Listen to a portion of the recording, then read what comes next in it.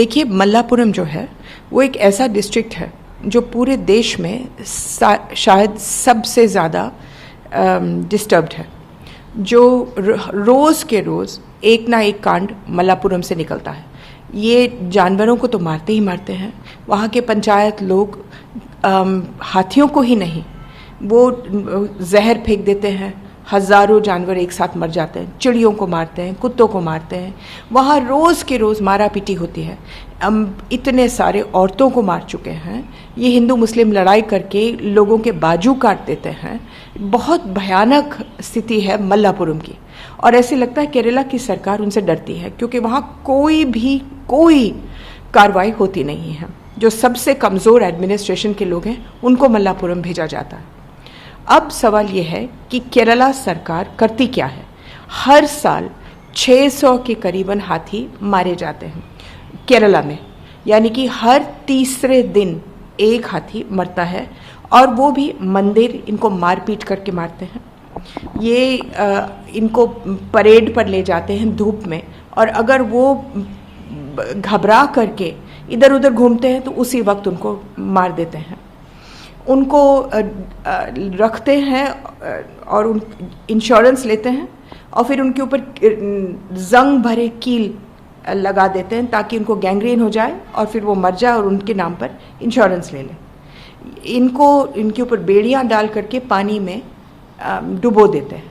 अच्छा, केरला एक चीज़ मशहूर है केरला में कि आप कुछ भी मारो, केरला की सरकार तिनका भर के काम नहीं करने वाली है, तिनका भर के। अब क्या बोले तिनका केरला की सरकार को। जो यूजलेस फॉरेस्ट सेक्रेटरी है आशा टॉमस, जो यूजलेस सुरेंद्रन है चीफ वाइल्ड लाइफ वार्डन, जो यूजलेस मंत्री है राजू, इनसे क्या बोल करके हम लोग पागल हो गए। ये पहला तो नहीं हुआ है, 3 दिन पहले 5 दिन पहले एक और हाथी मरते जा रहे हैं। अब इस वक्त जब मैं बोल रही हूँ, 1 महीने से मैं इनके पीछे पड़ी हूँ कि त्रिचूर में एक मंदिर में एक हाथी है जिसके चारों टांगों को इस तरीके से बांधे गए हैं कि चारों पैर इतने फूले हुए हैं। वो दिन रात रोता है, दिन रात, और क्या करते हैं, जब भी रोता है छड़ी के साथ मारते हैं, और अंधा हो गया है रो करके। अब मैं कह रही हूँ उसको उठा लो, रेस्क्यू सेंटर में डाल दो, लेकिन नहीं। वो जब भी जाते हैं तो कहते हैं हमारे पास फुर्सत नहीं, कल आएंगे, परसों आएंगे। 1 महीना गुजर गया। वो अगर 1 हफ्ते में नहीं मरा तो मैं अपना नाम बदल दूंगी, और फिर वो कहेंगे कोई फर्क नहीं पड़ता।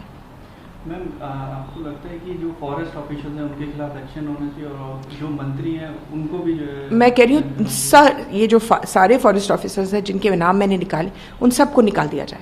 हज़ारों लोगों ने आज उनको चिट्ठी लिखी, उन्होंने सबको इरेज कर दिया अपने कंप्यूटर से। पूरे देश में से लोग भेज रहे हैं कि भाई कुछ तो करो। नहीं, उन्होंने कुछ करना नहीं, क्योंकि उनका तो क्या बोलते हैं, रोज़ का काम है, रोज़ हाथी मरता है और रोज़ क्राइम से मरता है। आपको मालूम है पिछले 20 साल में एक भी हाथी नेचुरल तरीके से मरा नहीं, सबके सब यही मौत मरे हैं। मैम, अभी क्या एक्शन हमको होना चाहिए? देखिए, केरला की सरकार से कुछ भी मांगना बेवकूफ़ी है। इन्होंने ना सुनना है, चुप रहना है। कल एक और हाथी मारा जाएगा, फिर हम लोग उस पर हाथी पर चले जाएंगे। सवाल ये है कि ये सुप्रीम कोर्ट की गलती है। 7 साल से एक केस पड़ा है सुप्रीम कोर्ट के सामने। सारे देश के एनजीओ ने मिल करके विनती की है सुप्रीम कोर्ट से कि आप ये केस सुन करके, हम चाहते हैं कि हर मंदिर से हाथी निकाले जाए, हर प्राइवेट ओनरशिप से हाथी निकाला जाए। 20,000 से भी कम हाथी रह गए, खाली 800 मेल्स रह गए। अब 800 मेल्स का मतलब है कि थोड़े दिनों के बाद इसकी ये प्रजाति खत्म हो जाएगी, शेर की तरह। तो सुप्रीम कोर्ट को रूलिंग देना चाहिए था कि ये अब शेड्यूल 1 का एनिमल है। कोई भी देश में शेड्यूल 1 का एनिमल कोई व्यक्तिगत मालिक नहीं हो सकता है, चाहे उसको मंदिर बोलो चाहे कोई व्यक्तिगत। पूरे देश में भीख मांग रहे हैं। कहीं इलेक्शन होता है तो वो कमबख्त उसके ऊपर चलता है वोट मांगने के लिए। अभी लॉकडाउन पीरियड में समस्तीपुर में किसी ने अपने आप को प्रधानमंत्री जी की शक्ल बना करके हाथी पर घूम रहा था, कहने के लिए कि कोविड, और ढिंडोरा पिटवा रहा था।